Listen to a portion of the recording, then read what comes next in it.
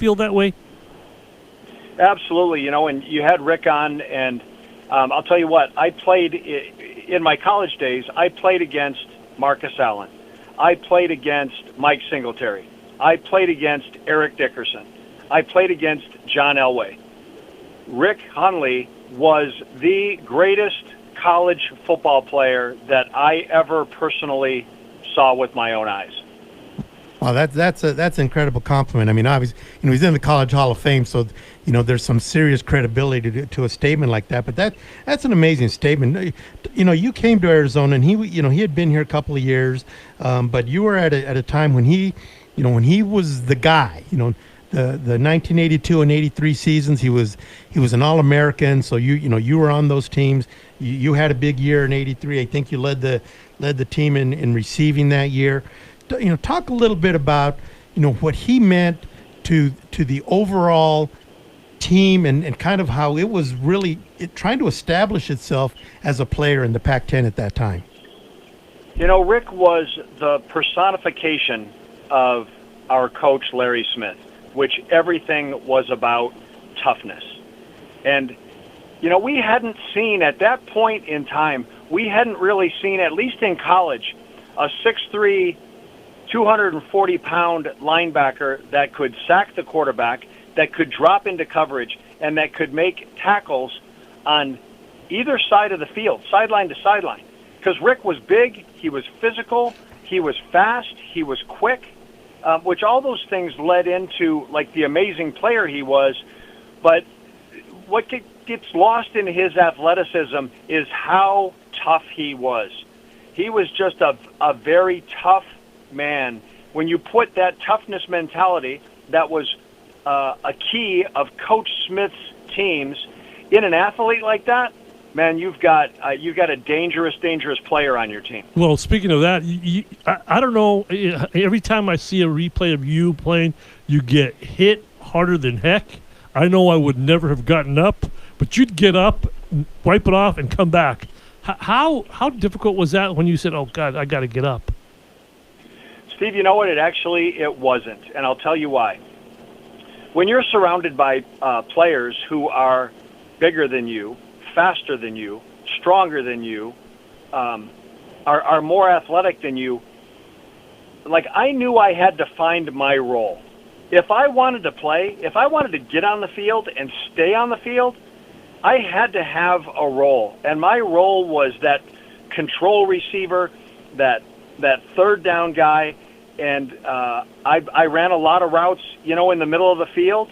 I didn't catch a lot of balls over my shoulder and run into the end zone and celebrate with the cheerleaders and the fans. I tried to make plays that gave other players those opportunities. And so, yeah, you're going to get knocked around if you're going to play the role I played. Yeah. And if you're not willing to get hit and get knocked down and get back up, your career is going to be very short. So, Jay, one of not that Arizona's ever been considered any kind of a quarterback school. I mean, I think until Nick Foles did well in the NFL, there just really hasn't been much of a history. But I feel like Tom Tunnicliffe, again, in that mold of being a tough guy, sort of an underrated guy. He was not very tall. He was one of those guys who seemed to bring a sort of toughness and sort of as an underrated guy when people talk about quarterbacks at Arizona over the years. Well, when you talk about the toughness element of those teams, and Ricky represented that on the defensive side, Tom Tunnicliffe represented that on the offensive side.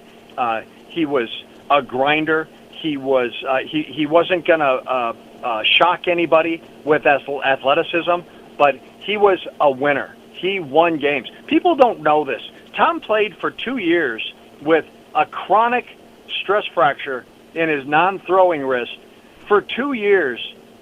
When you look at the pictures of him playing, every game they put a fiberglass cast on his non-throwing hand for 2 years that he played, that he could never recover from that. And he never missed a game. Well, I remember specifically seeing that cast in the '83 ASU game up there. Max Sendejas kicked a field goal to win the game, and he had that cast. And I as I recall, I thought we heard that it was a broken thumb or something like that. You know what, and it never healed to the point where he didn't have to have that extra protection on it. You never heard him complain about it. You never heard him mention it. He never used it as an excuse. He just showed up and balled, and our offense rallied around him. You know what, he kind of had that mentality, if you guys recall, like how Jim McMahon had that relationship with his offensive linemen with the Bears, because those offensive linemen loved how tough Jim McMahon was. Tom was like that with our team. Our team admired him because he was such a tough competitor. In fact, you tried to hook me up with Tom, I guess maybe a year or so ago. I could not find him, it didn't return, but maybe we still have a chance to reach Tom. But we did talk to his backup. You tell me his backup's name? Well, the quarterback that followed Tom was Alfred Jenkins. Right. Yeah, no, it was his backup. He's an attorney in town now. Man, I just lost his name.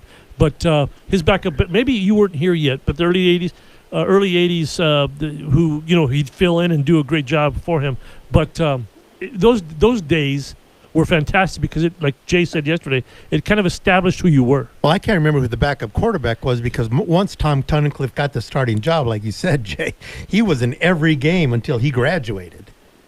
Well, and Arizona fans will remember this. When Tom got his start, it was the fall of 1980, and Arizona's quarterback was Mark Fulcher. And correct. Mark Fulcher was a dang good quarterback, and he got hurt in the UCLA game, and Tom came in and finished that game and won that game. Right. And then once Tommy got on the field, everybody else was going to have to wait for their turn because he wasn't giving it up. That was it, yeah. He never gave it up, and he was in it till the end. So absolutely. Those are again. We were talking about this yesterday with Ricky. For me, first of all, I don't know if you remember this, Jay, but you and I were in a science class at Saguaro High School.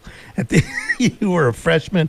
I was a senior. I'm trying to get one more science class so I could graduate. So I took this freshman science class that you were in, and I remember you from that because you became a pretty good football player at Saguaro High School after that. I said, I had that guy in the class before I left Saguaro. So, but the reason I'm bringing that up is that was a time when I was in college. My college, I was ending college during the 1980-81 season, and then you guys came along, and so I was really fresh out of college, loving Arizona football. I was a huge fan. And I was telling Ricky yesterday and on the show that those years, that time frame from about 80 to 85, when Arizona started beating ASU finally, those were really a time that I think set a tone for U of A football that really is still carrying on right now. Don't you think? I do. And those teams, we did not win every game, but I'll tell you this. Those teams played so hard. You're not going to find a game from that era where Arizona was blown out.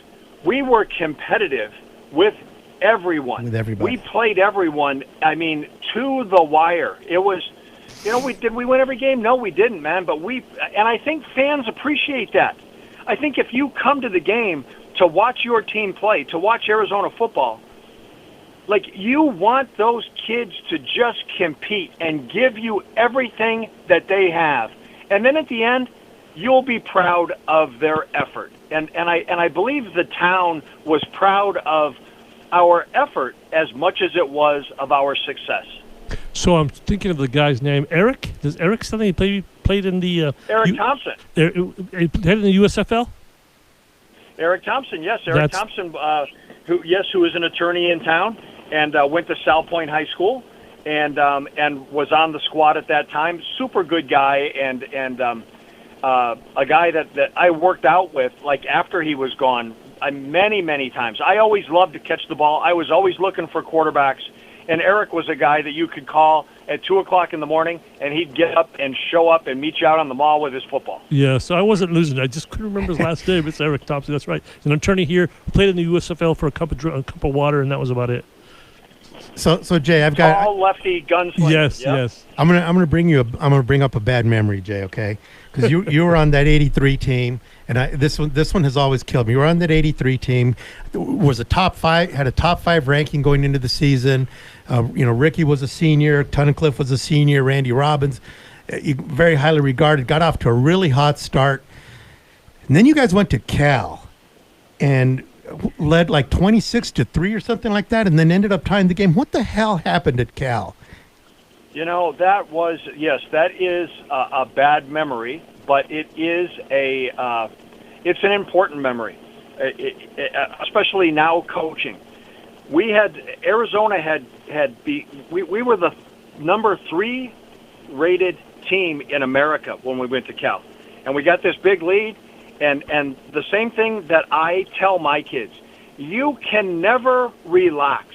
You can never take anything for granted. The other team's trying too.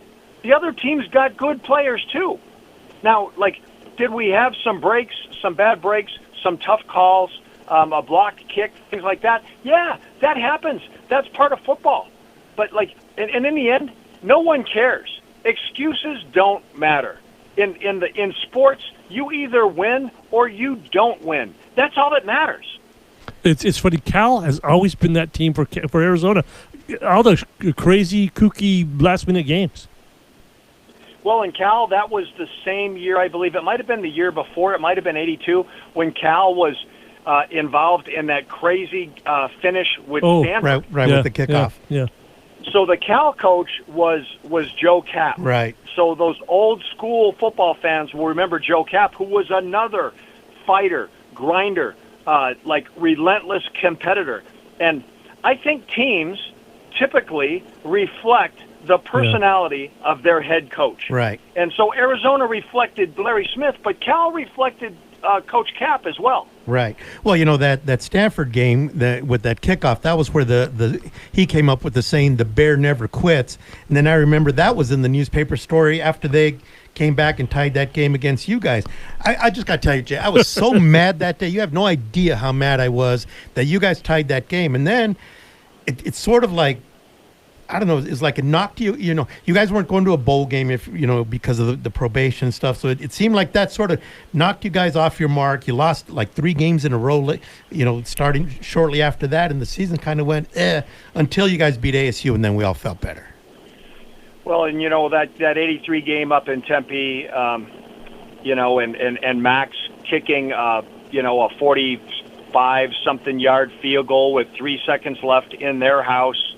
And to beat that, to finish our season with no bowl game, and the wheels did come off a bit after the Cal game, but then to finish like that was, man, super important. We kind of forgot all about it after program. that. Yeah, we kind of forgot about the rest of the season. It's important to Arizona football to win that game. Let's take a quick break. It's important to us to win that game. Let's take a quick break here. Come back and talk about your current situation and your new school.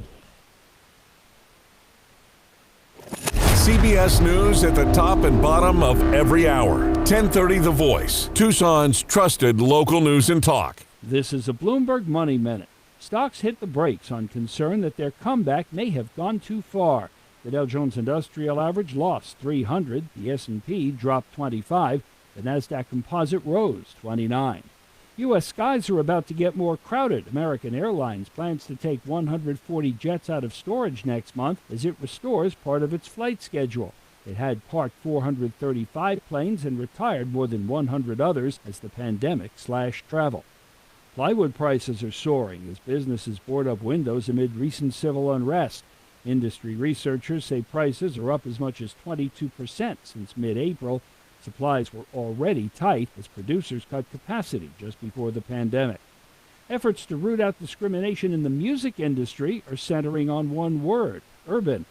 At least one major record company, Warner Music, says it will stop using the term to refer to music by black artists. Larry Kofsky, Bloomberg. CBS News Update.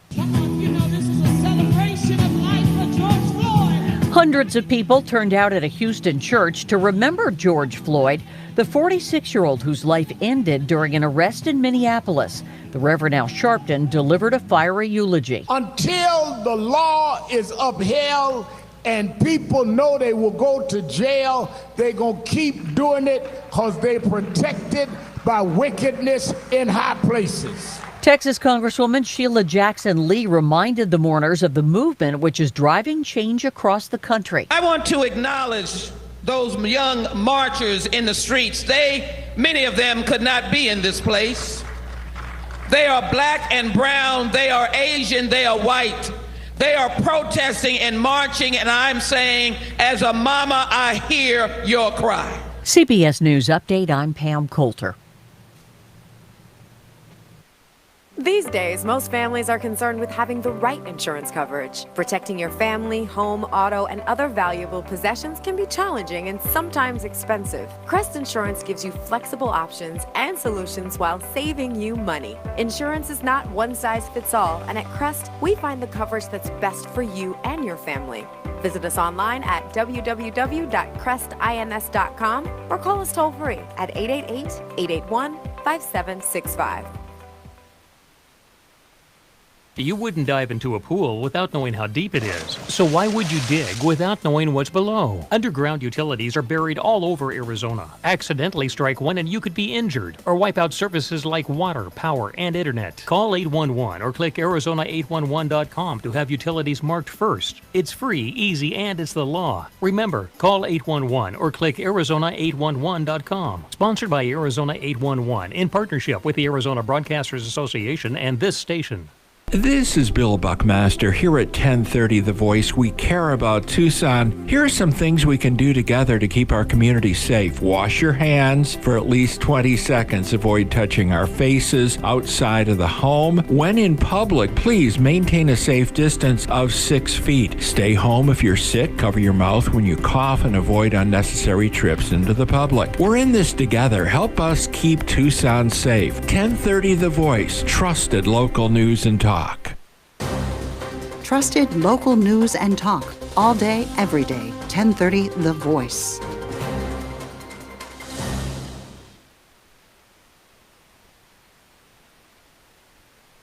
Hey, welcome back to Why on the Ball here on 1030 The Voice. I'm Steve Rivera alongside Jay Gonzales.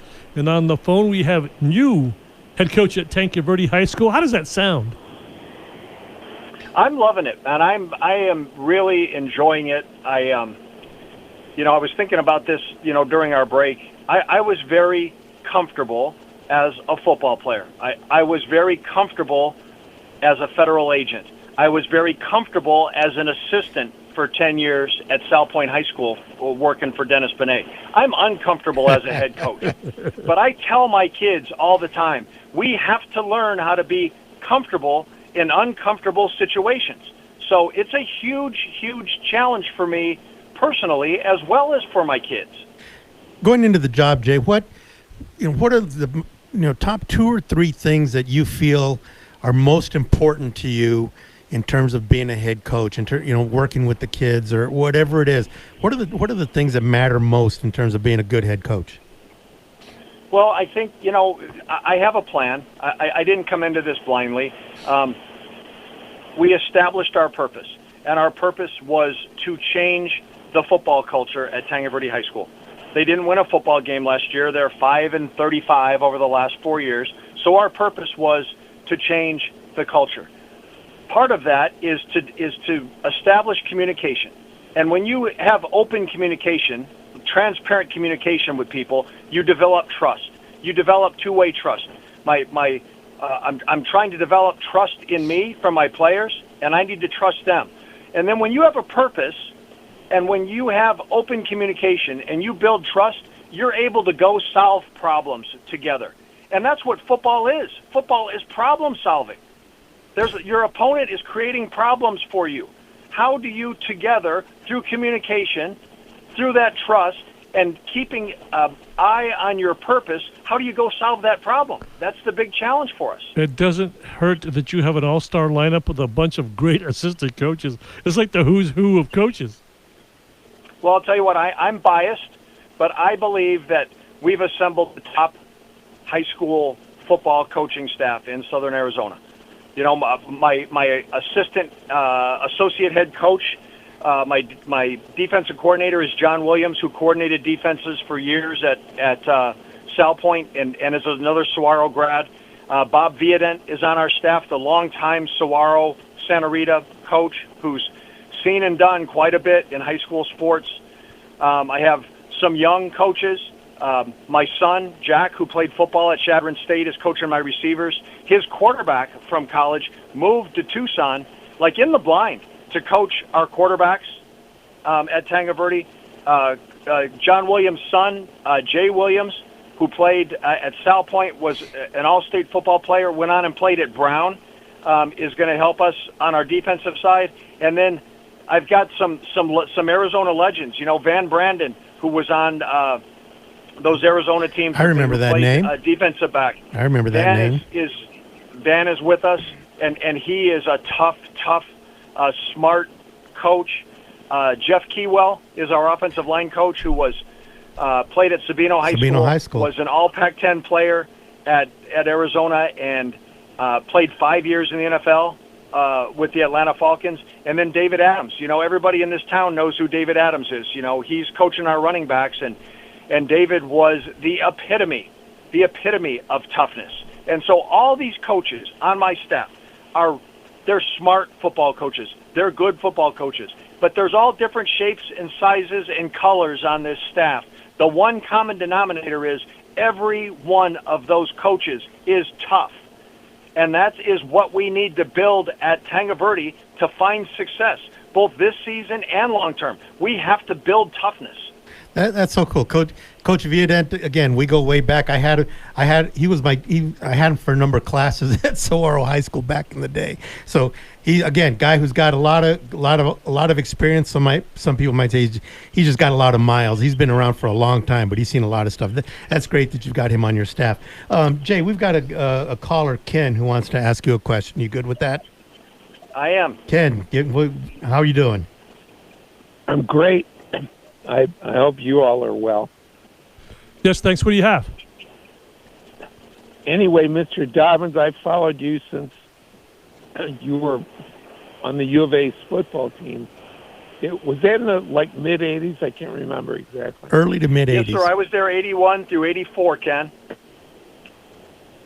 So anyway, I was amazed with your transition through the media. I followed your career and saw you, when you got to the becoming a federal agent and so on. And I'll get to the question. I don't mean to go on. Anyway, I was amazed because I saw you play at the university, and I thought you were, very talented, but your persona, as far as I observed, and of course it was just from the stands, you were like kind of a beach boy, and you could catch a football and go from there. I wasn't sure where Ken was going with that. What was amazing to me is I read the articles about you in the Tucson Weekly, in the environment that you entered, and you were a federal agent and so on, and made such a huge transformation. My question is, I won't go on, is what was, if you can make a point, like a moment where there was a tipping point between, you were a college graduate and deciding, what the heck do I want to do?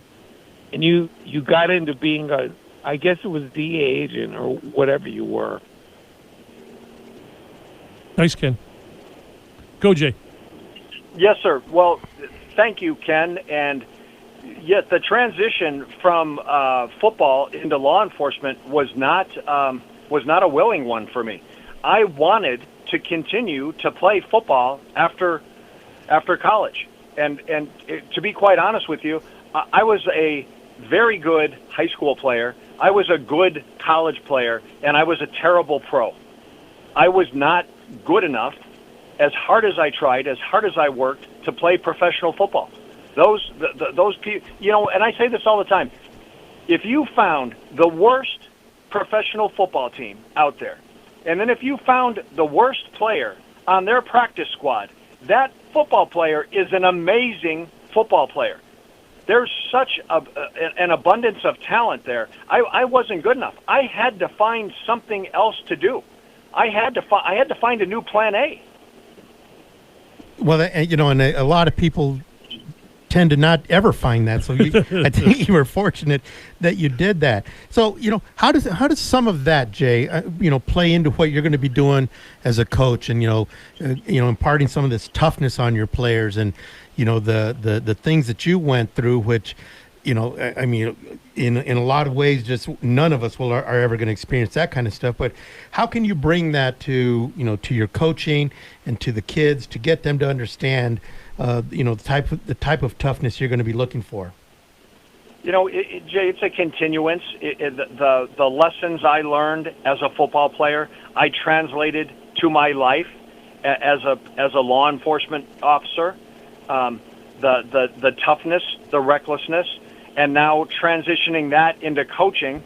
Part of my job, not all of it, but part of it, is to bring some of that wisdom to these young men, and not be shy about the mistakes I made. I didn't do everything right. I wasn't perfect in my life by any means. But talking about those mistakes, learning from those mistakes, trying to not repeat those mistakes, that's part of life. That's part of growing up. That's part of the communication that I can have with the kids I'm coaching now. Could you bring wisdom to today's world, please? Given what you see out in the real world with the what's going on with the everything, just the protests and the cop situation. It's crazy out there. Well, Steve, from a perspective of an athlete, of a lawman, of a coach, of a citizen of our country, as a citizen of this town, really, I truly believe God is weeping right now when He looks at us. And then if you just want to reflect on history, within the Declaration of Independence, the unalienable right to life, liberty, and the pursuit of happiness, and all men being created equal. And we really need, all of us need to try to live by that. All men are created equal. And unfortunately, in our country, not everybody is treated equally. And I feel, Jay, like you've got a perspective that not a lot of us have. You've been in the locker room. You've been on the streets as in law enforcement. I mean, you've seen a lot of stuff that most of us aren't ever going to see. So I feel like, you kind of have that understanding, and it's great to hear you, kind of bring that up. But I just wonder, when you're putting your head on the pillow at night and thinking about this stuff, what are you thinking about?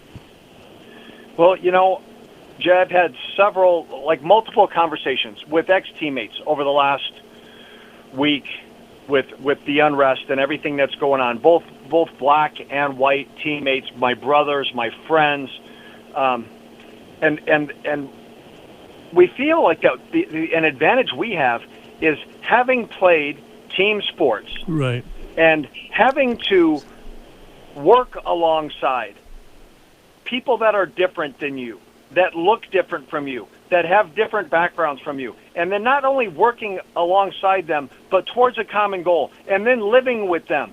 When you've gone through that in team sports, man, it's impossible for me to make sense of what's going on, because those were my brothers. It was never black or white. It was just those were my boys. Right. That was never ever a consideration. Yeah, that's. Well, and that's it, and that's kind of what we need to hear out there. That there are people out there who have that experience, and we need to listen to those guys. So, but I don't want to end your interview here on such a heavy note. So I want to ask you this: what'd you get in that earth science class your freshman year at Saguaro High School? Well, I was thinking that when you were telling that story about us being in the same class, whether it is true or not true, please say that to any of my players that are out there listening that I was paying attention. Well, the reason I took the class is because a really good friend of mine was the lab assistant in that class, so he guaranteed me that I would get an A in the class, which I did. But I don't know that you had that same guarantee. So I was just, as far as I knew, you seemed all right. You weren't uppity or anything like that. I mean, like I said, I remember you sort of sitting to the side, and I was just in there to get a grade and get the heck out of high school. Your senior year? My senior year of high school, his freshman year. There had to be a girl involved. I figured there had to be a girl involved. No, I was in the class. Like I said, there was a good friend of mine. He was the lab assistant.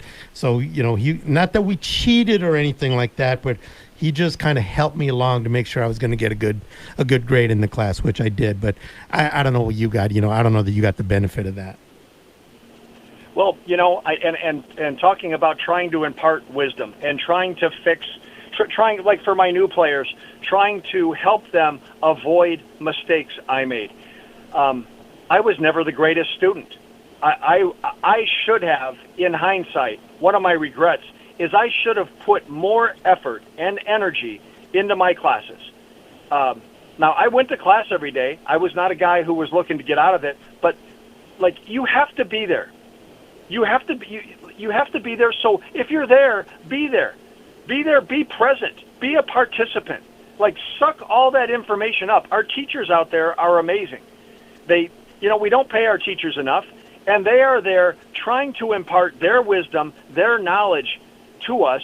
You have to be willing to be in class, show up in class, be a participant, and absorb all that. Well, as best as I can remember, you were there. That's one of my messages. Yeah, that's one of my messages. Jay, maybe the last question, just given the COVID situation, how difficult, or whatever word you want to use this, has it been to prepare for your first season? Oh, my goodness. It is. It's added more challenge to an overwhelming challenge. I had to come in and, to start off, I had to learn my players' names.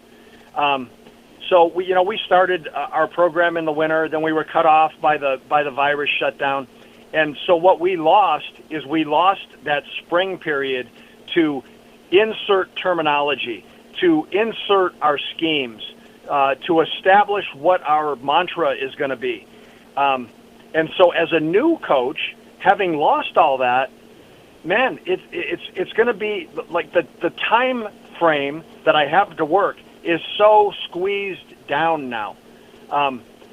There's less time to instruct. There's less time to insert. There's less time to evaluate. But you know what, man? You guys know this. Everybody out there is listening that knows it. No one wants to hear any excuses. 90% of the world doesn't care about your problems. The other 10% of the world is happy you have them. We have to find a way to overcome them. Right. We have to find a way as a team to overcome the virus shutdown, a new program, new coaches, new kids, no excuses, no blame. We just have to figure it out. Well, Jay, I think your track record and your enthusiasm and your energy, you're going to get it figured out. And I think Tanque Verde football is in good hands. So, we wish you all the best of luck. We'll be keeping an eye on it, and would love to get you back here and once you're in the middle of it and see how it's going. Please, I would love to do that. I was blessed to land in that job. People looked at that job and said, "Oh man, I don't know about that job. That's a lose-lose job." And I fell into and am surrounded by a group of amazing, amazing young men who, just want to play the game for the love of the game. They want to know what it feels like to have some success. And so together, we are going to go figure that out. Well, thanks, Jay. We'll talk to you soon. Appreciate it. Thank you, fellas. Thanks a whole bunch, Jay. Stay safe. Hey, let's take a quick break here on 1030 The Voice and come back.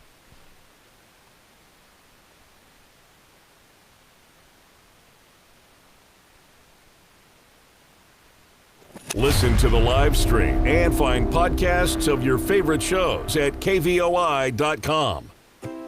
Go local. Make the switch. At Hughes Federal Credit Union, we offer customized solutions and get you what you need faster. Like our quick and easy credit cards and auto loans.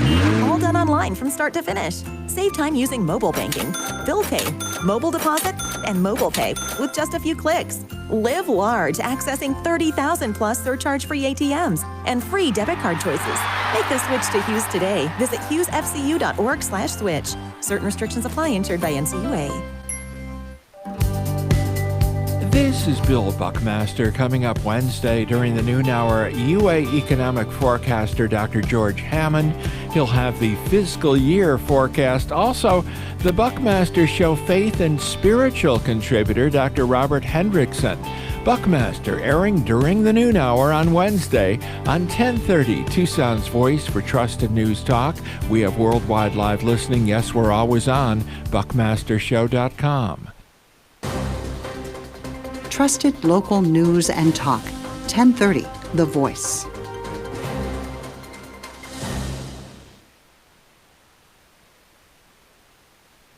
Hey, welcome back to Wine the Ball here on 1030 The Voice. I'm Steve Rivera alongside Jay Gonzales. That was a lot of fun.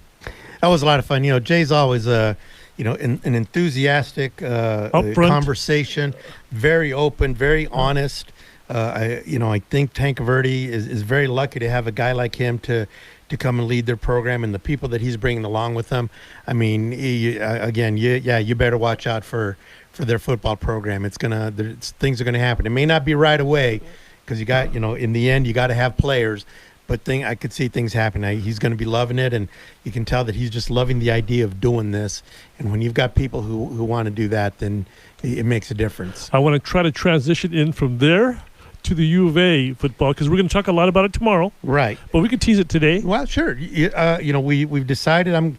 We've been talking since both Anthony Gimino and John Wilner came on and told us how bad they think Arizona football is going to be this season. I don't think it's going to be as bad as they say. So I want to lay out where I think Arizona football will wind up. So we're going to go through the schedule tomorrow, game by game, and we'll see where we wind up. I haven't even really. I've got some thoughts on everything, but I haven't really added it up to see, do I think they're going to be 5-7, 6-6, 7-5, wherever they're going to be. This might be a pile on from Tom and I. So yeah, fine. I'm ready. I'm ready to take it on. But so we're going to spend some time doing that. But and we encourage callers. Yeah, I would love to have callers come in and agree or disagree with me. Tell me if I'm, out of my mind on some of this stuff. But like I said, I want to go game by game and maybe kind of talk about where we, what we think is going to happen. And look, there's no games to talk about yet, so we want to talk about what's going on and what we expect. You can always have hope in the middle of June. Exactly. And one of the things leading into that, I saw today, and I don't know how we missed this last week, but CBS Sports put out a ranking of all the coaches and all the Power 5 conferences, and so they rated them in each conference. And so the Pac-12 one came out, and I was taking a look at it today, and the couple of real strong ironies in this. First of all, one is that Kevin Sumlin dropped a bunch of spots. He was rated in the kind of the middle of the pack. He was number 6 last year. He's dropped to number 10. But the interesting part about that is he's swapped places didn't really swap places, but Herman Edwards was 10 last year, and Herman Edwards is up to 4th up at ASU. Wow. And what's interesting about that is that when Herman Edwards was hired at ASU, right around the same time, people laughed. Yeah. People laughed. People thought it was a ridiculous hire. Did you see his first press conference? Yeah. It was a little bizarre. It was a little bizarre, and it was considered a ridiculous hire. Here's a guy who had not been coaching, had never coached in college. He was a TV commentator, a very likable guy by all accounts, but it was laughed at. And since then, what's the word you would use? They've gone to 2 bowl games, and he is now ranked as the 4th best coach in the league. I don't want to say use the word fantastic, but what's a little less than he's done a great job. Yeah. He's done a great job. Looking at the rankings, they've got Kyle Whittingham at Utah number 1, followed by David Shaw at number 2. I agree with those guys being the top 2 guys. I don't know if I'd have them in that order, but I'm not in total disagreement with that. But after that, I think you kind of throw them all up in the air. And in a lot, they've got Mario Cristobal at Oregon. He's a really good coach because he's got really good players. Yeah. And then you got Herman Edwards. Then you got Justin Wilcox, who I like a lot. Cal guy. I probably would have bounced him up a little higher, maybe even in the 3 spot behind Sean Whittingham. Then you've got, again, a mosh pit of coaches. Chip Kelly, Clay Helton, Now, one that gets me a little bit is they've got Rick Rolovich at Washington State, who hasn't coached a game in the Pac-12, and they've got him 8th. They've got him above Kevin Sumlin. They've got him above Jonathan Smith at Oregon State. That bothers me a little bit, but then again, he beat Kevin Sumlin last year with theoretically Kevin Sumlin was supposed to have had better players, certainly a better quarterback. So I guess you can't argue with it that much. I think 10th is very accurate. I might have bumped him up a spot, maybe 9th, maybe drop Jonathan Smith down a spot. And then the only two that are behind Kevin Sumlin are two new coaches to the league, Jimmy Lake at Washington and then Carl Durrell at Colorado. So I don't know. A lot, there's still a lot that has to happen. Again, I've been hitting on the whole thing about maybe a new start for Sumlin and the coaching staff with the whole drama of Khalil Tate being gone from the program, and how big of a difference is that going to make? You could create your own storyline. That is one of them. Yeah, that certainly is one of them. And we'll talk about that some more tomorrow. But I think that this is a make or break year for Kevin Sumlin. No question. No doubt. I mean, he's got to show improvement, because the whole argument that I was doing it with somebody else's players. Yeah, that's it. You've got your own quarterback, the guy that you want. Okay, let's see you do something. He played a lot last year. He's got to improve dramatically. If Noel Mazzone is the guy, the quarterback guru that he's supposed to be, we're going to have to see Grant Connell take a giant step. In fact, Jay's teasing me now through text, talking about Herm Edwards. You play to win the game, or exactly. You do play to win the game. Play to win the game. They've won more games than Arizona. That loss 2 years ago when Arizona took a 21-point lead in the fourth quarter. I'm still mad about that. That was devastating. I'm still mad about that. I met the UA with a UA administrator, just getting sodas. Where we get the right. And we're talking. It was almost over. You think, okay, just finished out the quarter, and then the quarter's over, and you're down, and you lose. Yeah, and so again, one of those games that sticks in my craw because. It hasn't been the same since.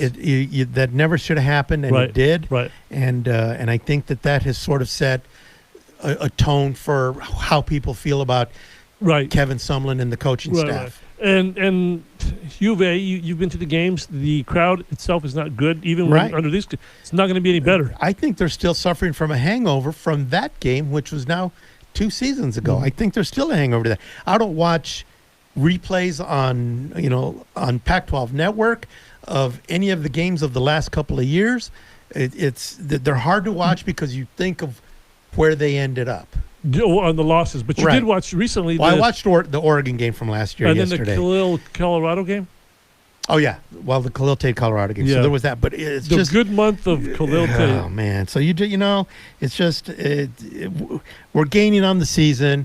I'm starting to feel it. And so I'm ready to put myself out on the line. I know my brother Rick is out there saying they're going to go 10-2 because he always does. But I disagree with him. But it's going to be interesting to see. I think you wanted to say something a possible guest next week, birthday. Well, we've got a happy birthday to Teddy Bruschi today. He turned 47, and we just want to let everybody know we're working hard to get Teddy on our show. We've got some connections there, and so it's in the works to see if we can get Teddy on our show, and we're going to try and bring that to you sometime really soon. Thanks, everybody. Here, take another day off. 10:30 The Voice. Thanks.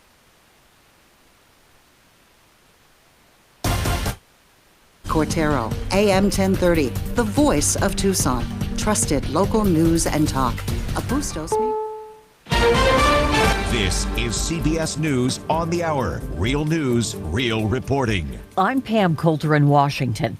George Floyd has been laid to rest next to his mother after a Houston funeral service for the man who died at the hands of Minneapolis police. Dennis Spellman reports. The Reverend Al Sharpton spoke for about 40 minutes at the funeral of George Floyd. There is an intentional neglect to make people pay for taking our lives. Reverend Sharpton said those responsible must be punished. Lives like George will not matter until somebody pays the cost. He said we are fighting wickedness in high places.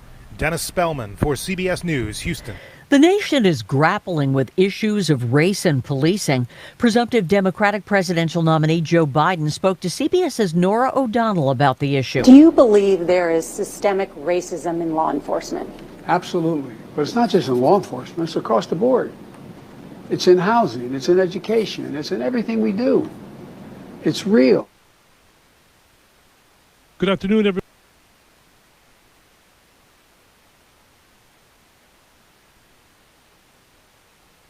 .30 The Voice.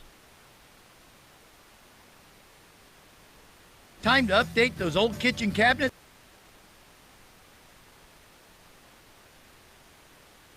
Hey, welcome back to Eye on the Ball here on 1030 The Voice. I'm Steve Rivera alongside Jay Gonzales.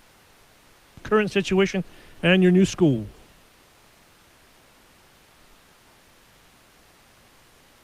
CBS News at the top.